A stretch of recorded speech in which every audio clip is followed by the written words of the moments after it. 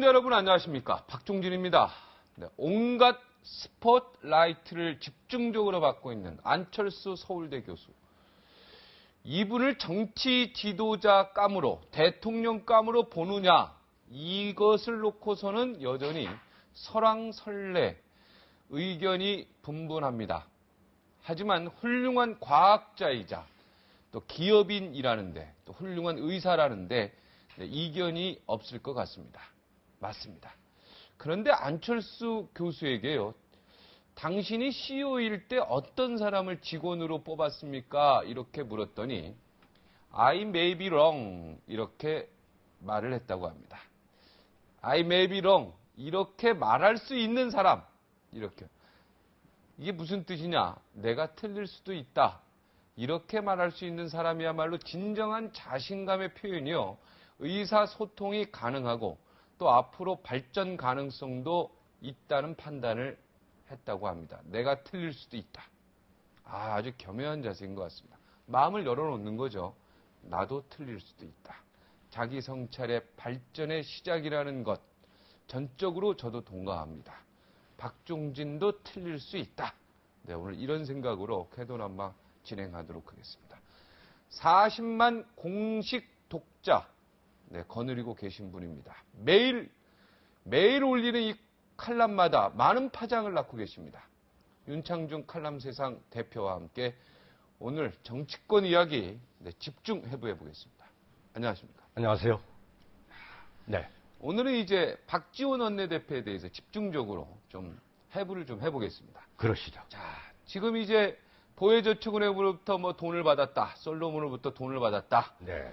자, 이제 검찰이 어느 정도 증거는 갖고 지금 이제 소환에 계속 부르고 있는데 지금 불응하고 있어서 이것이 지금 정치권에 큰 지금 부담으로 작용하고 있는데요. 네. 박지원 원내대표가 엄청난 내공이 있지 않습니까? 네. 과연 검찰의 승리로 끝날 것인가? 아니면 박지원 원내대표가 승리할 것인가? 최종 승자는 누가 될 것으로 보고 계십니까? 지금 박지원 원내대표가 교도소 담장 위에 지금 올려져 있죠. 네. 여기서 지금 휘청거리고 있습니다. 검찰이 쳐놓은 덫에 걸려가지고 네. 과연 교도소 담장 안으로 떨어질 것이냐, 네. 아니면 교도소 담장 밖으로 떨어져가지고 네. 유유히 쾌재를 부르면서 미소를 지으며 나올 것이냐. 떨어지면 무릎은 좀 다치죠. 네. 어느 쪽으로 떨어지든. 하여튼 기로에 서 있는데 네. 저는 이 게임은 결코 단언할 수 없다 봅니다. 아, 결론을 내릴 수 없다. 네. 아, 천하의 우리 윤창중 대표께서 이렇게 결론을 못 내리는 이야기가 있습니다. 조금 들어보세요. 네. 이 박지원 씨가 자신의 고향인 전라남도 진도 앞바다를 지켜보면서 키웠던 잡초 같은 생명력, 네. 그리고 동교동 김대중 사단에서 30년 동안 단련해온 그 정치적 직위, 지략, 책략, 이걸 발휘해서 과연 검찰의 그 포위망으로부터 도망갈 수 있을 것인가. 저는 검찰이 쳐놓은 덫이 얼마만큼 촘촘한지는 저는 확실하지 못하고 있습니다만, 네.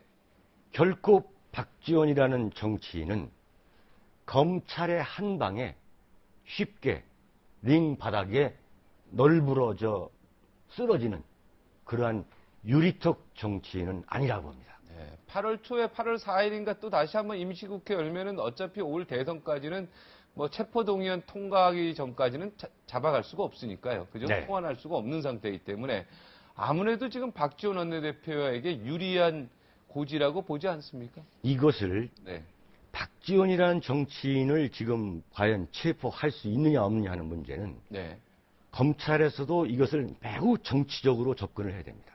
네. 왜냐하면 이 박지원이라는 정치인은 제가 30년 동안 정치부 기자와 정치 칼럼니스트 논설위원으로 관찰했습니다만, 김대중 대통령의 이 놀라운 용의 주도함, 네. 그 성실성과 정치적 지략, 그 책략을 가장 빼닮은 동교동에서 가장 빼닮은 어떻게 보면 DJ의 복제 인간이다. 저는 이게 저의 결론입니다. 결코 쉽게 네. 설령 박지원 대표가 저축은행으로부터 돈을 받았다고 하더라도 네. 가정입니다만 네. 그게 사실이라도 김대중과 박지원 이 두 사람의 정치인은 이것을 매우 다른 방식으로 풀 겁니다. 그 다른 방식이 뭡니까? 그게 뭐냐면 네. 김대중 대통령이 정치인한테 한 말이 있어요. 네. 정치인이 갖춰져야 할 덕목은 서생적 문제의식, 서생적 문제의식과 상인적 현실 감각이다.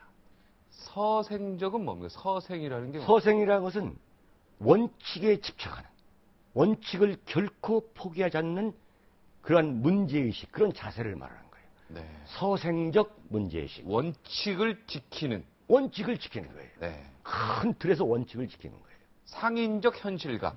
상인적 현실 감각이 뭐냐면 그렇다고 해서 장사가 안 되게 하면 안 되는 거예요. 거래가 될 수 있도록. 거래하는 거, 빅딜할 수 있는 거예요.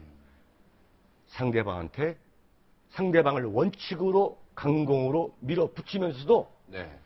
퇴로를 열어주고 네.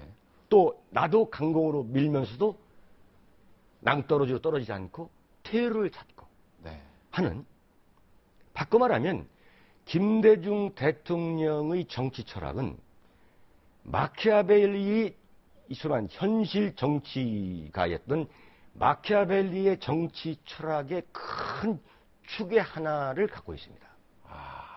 어떻게 보면 대한민국 현대 정치사에서 그 마키아벨리의 현실주의적 정치 철학의 가장 빼닮은 분이 바로 저는 김대중 대통령이라고 보는 거고, 네. 바로 이 김대중 대통령의 이 정신적 분신, 거의 복제형 인간을 저는 박지원 원내대표를 보는 거예요. 네. 자, 그러면 뭐냐면 지금 이 게임이 얼마만큼 흥미진진하냐면 저는 아주 굉장히 흥미진진하게 보는 거예요. 네. 네. 이미 벌써 결론이 난 것 같네요. 박지원 원내대표의 승으로 끝난다는 걸 예견하고 있지 않습니까? 아니죠. 그건 모르는 거죠. 네. 자, 모르는 건데 이게 뭐냐면은 이렇게 봐야 됩니다. 박지원 대표가 지금 검찰한테 쫓기는 도망자인 것 같지만 네. 아까 말씀드렸죠. 그 용의 주도함, 또 정치적 지략, 이런 차원에서 볼 때 보혜저축은행이 영업정지가 된 것이 지난해 2월 16일입니다. 벌써 1년 반이 지났죠. 반이 지났죠. 네. 1년 반 동안 박지원 대표가 좁혀오는 검찰의 포위망을 감지하지 못했을 것 같아요?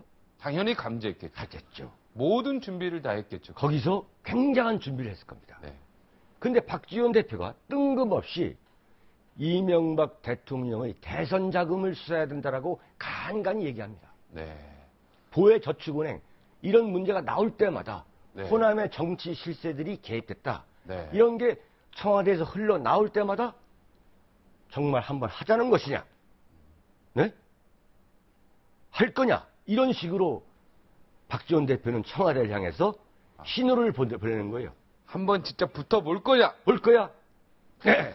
이것을 청와대만 알아듣는 거예요. 저게 무슨 소린가? 저게 무슨 소리냐? 네. 저는 그래서 청와대와 검찰은 상당히 고민을 했을 것이고, 네. 또 박지원 대표에 대해서 상당히 촘촘한, 이번에 도저히 빠져나갈 수 없을 만큼 뭔가 그물망을 저는 찾았다고 보는 거예요. 네. 자, 그럼 박지원과 검찰의 이 게임은 정말 흥미진진한 거죠. 과연 교도소 담장 안으로 떨어져서 가지고 박지원의 정치 30년 인생, 정치 인생이 비참한 종말을 맞을 것이냐? 아니면 검찰이 그러지 못함으로써, 실패함으로써 한명숙 전 총리에 대해서 무죄 판결을 내려가지고 지금 어떻게 했습니까? 검찰이 참 입장이 참 국회의원이 돼가지고 이 활보하게 만든, 이 재기하게 만든 그 실력과 그 결기를 갖고서는 박지원 대표를 박지원 대표의 손에 쇠고랑을 채울 수 없다. 저는 그렇게 보는 거죠. 그런데 뭐 교도소 담쟁이 위야 정치인들이 다 걷고 있는 거 아니겠습니까? 다 걷고 있는 거죠. 다 걷고 있죠. 네. 네. 그러니까 정치하는 것은 어려운 거죠. 네. 교도소 담쟁이를 다 겪고 있는 정치인들이다. 교도소 담장 위를. 네. 네, 네. 담장 위를. 위를 일로 걷는 떨어지면 교도소. 일로 떨어지면 무릎이 까지고. 빠지고. 네. 네. 얼마 전에 그 법사위에서요. 네. 박지원 원내대표가 그 권재진 법무부 장관입니까? 네. 엄청나게 이번 그 본인의 검찰 수사에 대해서 엄청나게 추궁하고 네. 막 호되게 이야기하는 부분, 지금 질책하는 부분 그런 게 나왔던데. 나왔죠. 그거 어떻게 생각해서? 지금 이제 박지원 대표를 제가 이 마키아벨리의 패러디를 해가지고 제가 바키아벨리라는 칼럼을 쓴 적이 있어요. 아, 바키아벨리. 네. 박지원은 바키아벨리다. 네. 아까 말씀드린 대로 마키아벨리와 DJ, 용의 주도함, 소위 말하는 서생적 문제의식, 원칙, 여기에 대해서 박지원 대표는 이번 수사를 어떻게 보자면 이건 대선자금 수사, 물타기용 수사다 이렇게 말을 하잖아요. 아, 네. 대선 자금의 그러니까 대선자금 수사를 하라고 MB 대통령, 이야기 그렇죠. 대통령의 대선 주자, 대선 수사, 대선 네. 자금 수사회를 물타기하기 위해서 나를 이렇게 조사하는. 수사하는 것이다. 내 입을 막기 위한 것이다. 네, 절묘한 얘기예요. 이 뭐냐면 네, 그래? 그러면 나도 알고 있다. 너의 죄를 나도 알고 있다. 이게 박지원 대표가 지금 야당입니다만 검찰총장 후보자였던 천성관 후보자의 해외여행 신용카드 사용 내역서까지 빼내가지고 네. 낙마시킨 사람 아닙니까? 그걸 어떻게 빼냈을까요? 정보망이죠. 엄청난 정보망이 지금도 검찰에도 있고 다 있다는 있다는 거죠. 네. 여러 각 부분에 있다고 보는 건데 나는 어떻게 생각하냐면 그동안 준비했을 겁니다. 네. 자, 그러면서 한편으로는 상인적 현실 감각을 발휘하는 거예요. 네. 현실적으로 검찰이 정말 죽기 살기로 해가지고 교도소 담장 안으로 떨어진다면 이 후폭풍, 이 여파 이것도 감당할 수 없는 거예요. 감당한다는 보장도 본인이 없는 거예요. 네. 그러니까 법사위 같은 장소에서 법무장관을 상대로 고함을 지르는 거죠. 왜 제1야당 대표를 이렇게 정치적으로 탄압하느냐? 정치 탄압을 몰아가는 거예요. 그러면서 박지원 대표가 한 말 중에 제일 의미심장한 얘기는 뭐냐면 내가 만약에 돈을 받았다면 목포역 앞에서 목포역 앞에서 할복 자살이라도 하겠다. 나는 분명 돈을 안 받았다. 왜 그 많은 역 중에서 목포역을 말했겠습니까? 네? 거의 이제 고향 아니겠습니까? 자, 진도가 고향이죠. 목포는 고향은 아니지만. 네. 지금 네. 지역구는 목포죠. 네, 지역구죠. 근데 김대중 대통령께서 굉장히 정치적인 위기에 빠져 있고 어려움에 빠졌을 때 네. 반드시 나오는 게 뭐냐면 광주를 언급합니다. 네. 김대중 전 대통령이. 네. 항상 위기 때. 그야말로 위기 수렁에 빠졌을 때 항상 광주를 언급합니다. 자기의 절대적인 기반을 향해서 SOS를 요청하는 거예요. 네. 그 문화생 박지원이가 목포를 언급했을 때 저는 정치 구단이구나. 네? 이 문제를 개인 박지원의 문제가 아니라 어떻게 보면 지역 구도로 몰고 가는 거예요. 박지원을 죽이려는 거 아니냐. 대선자금 수사 문제를 언급한 나를 지금 입막으려는 거 아니냐. 이런 식으로 확대 재생산하는 거죠. 자, 두고 보면 알 겁니다. 절묘한 게임이 벌어질 겁니다. 박지원 원내대표를 최고의 책사로 칭하지 않습니까? 그렇습니다. 네. 어떤 이유에서 최고의 책사로, 전략가로 그렇게 인정하는 겁니까? 저는 볼 때 정치를 하는 데 있어서 모범 답안이 단 하나라고 부른 사람은 정치라는 것은 참 버거운 직업입니다. 네. 네. 그래서 모범생들은 정치를 하면 반드시 실패하는 거예요. 네. 네? 정치에는 여러 가지 해답이 있는 거예요. 절대 단선적이고 표피적인 게 아닌 거죠. 네. 여러 가지 다면적인 측면이 있는 거예요. 자, 그 다면적인 측면을 이해하려면, 그 다면적인 정치를 구사하려면 내공이 있어야 됩니다. 근데 그 내공이 하루아침에 드는 게 아니죠.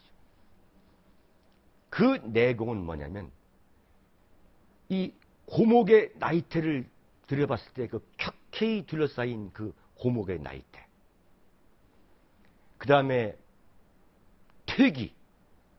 퇴기의 그 화장 지운 그 맨 얼굴에 숨어 있는, 퇴기라는 건 이제 퇴직한 기생을 얘기하는 거예요. 그렇죠. 퇴직한 기생이죠.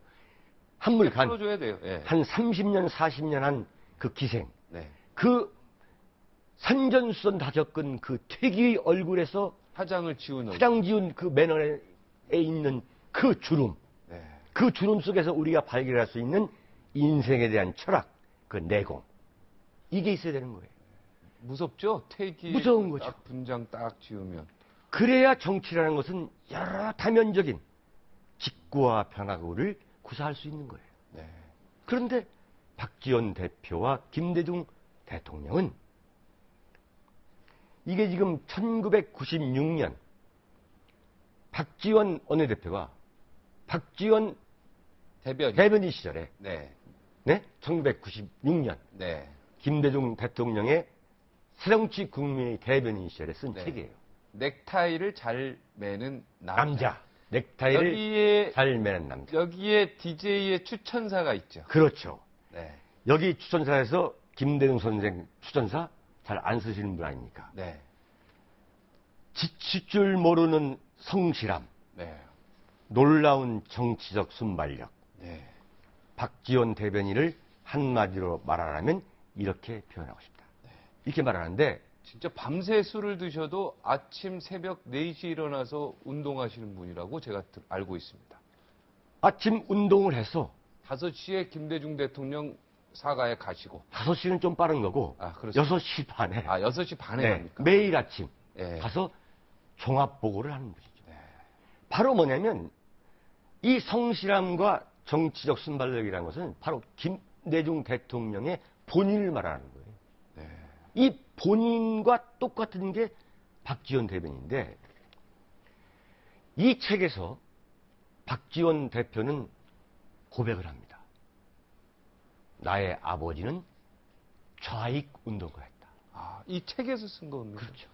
좌익 운동가. 그래서 좌익 운동가였는데 아버지가 목포 상고를 다니면서 네. 광주 학생의회에도 참여했던 네. 분인데 좌익 운동가였다. 네. 근데 아버지는 내가 태어나서 4살 만에 1948년 여순 반란 사건. 여순 반란 사건이라는 것은 대한민국 이승만 정권을 전복하기 위해서 당시 여수 순천에 있던 공산주의 세력들이 무장 권리를 했던 거죠. 그 여순 반란 사건을 그렇게 간단히 규정하긴 조금 어렵습니다. 사건의 왜냐면 발생은 그렇죠. 우리 군인들이 거기에 있죠. 국군이 그렇죠. 반란을 그렇죠. 일으킨 거고 네. 국군이 이제 제주 4.3 폭동 아니 사건에 그 국군 안에 그렇죠. 좌익이 그렇죠. 있었고요. 좌익이 있었던 네. 거죠.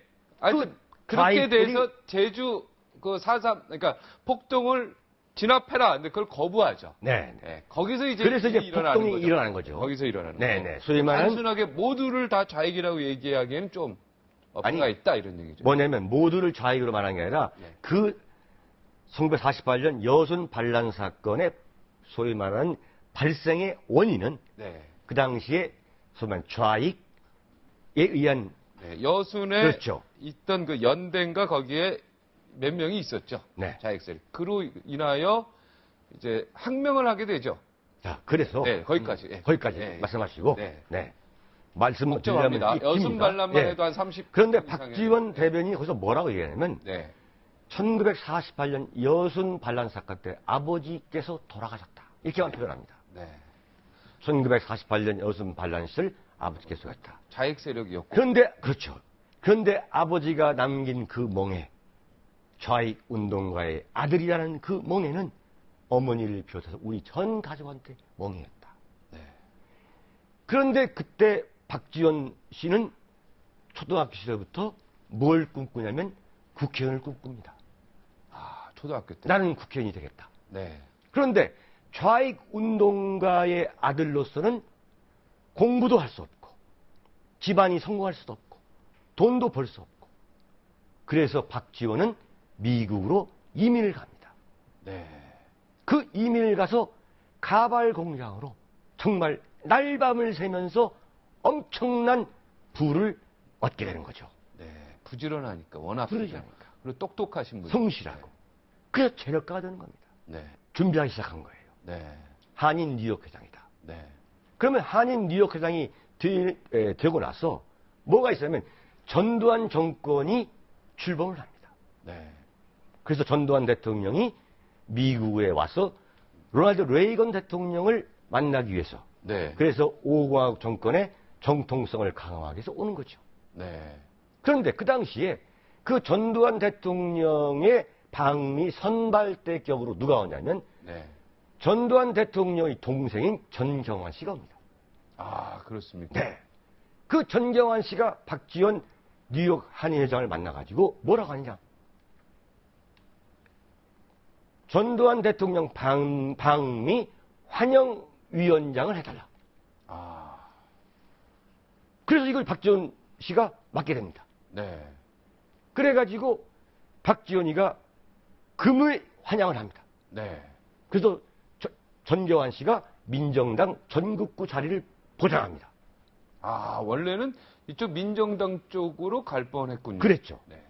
이제 그러다가 그런데 전두환 대통령이 물론 박지원 뉴욕 한인회장을 알고 있었던 거예요. 네. 그러나 해외 동포가 국회의원은 될 수 없다. 이래서 박지원 씨가 거기서 첫 번째 좌절을 하는 거예요. 만약에 그 사실이 그걸 이겨냈다면 네. 지금은 새누리당 국회의원 되어 있겠네요. 그럴 수도 있겠죠. 네, 그런데 민주당 그렇죠. 네, 그럴 수 있죠. 그런데 결코 박지원은 좌절하지 않고 네. 다시 미국에 갑니다. 네. 어떻게 가냐? 미국으로 망명을 온 김대중 대통령을 만나게 됩니다. 1983년.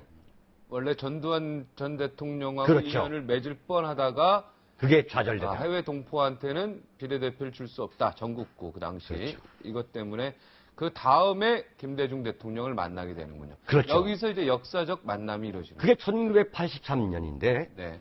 당시 필라델피아에서 독립신문에 주필을 했던 김경재 의원. 네. 전남 순천에서 국회의원을 네, 했죠. 여기 나왔었어요. 네네. 네. 그 김경재 의원의 소개로 김대중 당시 망명객 김대중을 만나게 되는 거죠. 그러면은 김경재 의원은 박지원 원내대표의 은인입니다. 은인이죠. 네. 그런데 거기서 이제 김대중 대통령이 그 당시에 너무나 궁핍할 때에 네.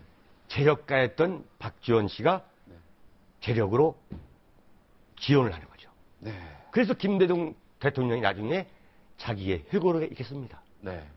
나는 그 당시 박지원 씨가 나한테 물심양면으로 지원해 준 것을 영원히 잊지 못할 것이다. 이렇게 얘기합니다. 자, 그런데 그 사이에 재미있는 게 있습니다. 박지원이라는 정치적 인간은 얼마나 다면적인가를 보면은 1984년 때 김영삼 당시 총재가 네. 박지원 원내대표한테 네. 특보를 제안합니다. 네. 그러니까 동교동에서 또 엄청난 공을 들이면서 이것이 또 무너질지 모른단 말이에요. 만에 하나.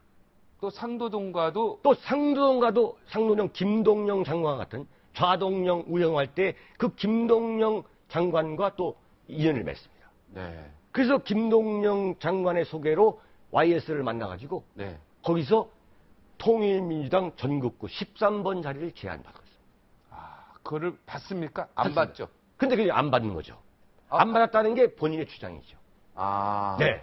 하여튼 간에 거절했다는 게 이제 거절했다는 것이 네. 이제 본인의 주장인데 네. 이제 그래서 결국은 뭐냐면 나이 50의 나이에 그러니까 1938년 지금 본인의 주장이라고 말씀하셨는데 그렇죠. 그러면 진실은 뭡니까? 13번을 받았는데 거절했다는 거에 대해서 그건 진실 아닙니까? 난 진실을 보고 싶어요. 네. 아니, 네. 그 말 뜻은 뭔가 진실이 아니라는 아니, 게. 그러나 제가 그것은 확인해보지 않았기 때문에 아, 네, 그건 본인의 진실이겠죠? 주장이다. 네, 사실. 이게 정확한 거죠. 네네. 본인의 주장이다. 네네. 그래서 네. 좀 말씀 좀 드리겠습니다. 네네. 38살 나이에 12년 만에 소위 말하는 삼수 끝에 네. 나이 50에 국회의원이 되는 거죠. 네. 그래서 대변인이 되고, 세종선. 네. 집권해서 청와대 들어가가지고 네. 왕수석, 장관 네. 이러면서 결국은 노무현 정권에서 남북 정상회담에 대북 송금 사건으로 4년 동안. 네, 그 천신만고 끝에 감옥에 가서 갔습니다. 또 공천을 받지 못해서 네. 무소속 나와서 민주당에 복당을 해서 네. 그런데 오늘날 제1야당의 원내대표를 두 두 번씩이나 하는 그야말로 난 전설적인 인물이다. 7전8기의 전설적인 인물. 살아있는 전설이다. 살아있는 전설이다. 저는 그렇게 보고 있습니다. 네. 살아있는 정치인, 살아있는 전설. 네. 그죠? 아, 대단합니다. 자, 결론 내려주십시오. 자, 검찰과의 최종 승부. 네. 과연 대한민국 검찰이 이 드라마를 권선징악이다. 아니면은 박지원이라는 7전8기의 불사조가 거악은 영원하다. 네. 거악은 영생하는 것이다. 네. 라는 또 하나의 진리를 국민들한테 보여줄 것인지 네. 관심 있게 지켜보겠습니다. 네. 이제 한 8월 뭐 중순 되면 이 결론이 날 것 같습니다. 네, 네. 최종 결론이. 네. 네. 오늘 말씀 고맙습니다. 오늘 공부를 좀 많이 했습니다. 하나의 그 대한민국 현대사죠, 그죠? 현대사를 80년대. 네. 오늘 고등학생들 이런 거 보면 아주 좋을 것 같네요. 네. 오늘 고맙습니다. 네, 감사합니다. 감사합니다. 젊을 때는 잘 몰랐습니다. 그런데 참 신기하게도요, 세월 따라 나이를 먹을수록 이상하게요, 이 트로트 가락이 참 좋습니다. 전 국민이 사랑하는 트로트 가수입니다. 서른도 씨가 나옵니다. 네, 저와 아주 가까운 분이십니다. 오늘 여러 재미있는 이야기, 이분이 거의 뭐 개그맨 이상의 정말 그 웃음을 갖다 줍니다. 직접 스튜디오로 모셔봤습니다. 59초 후에 만나 뵙겠습니다.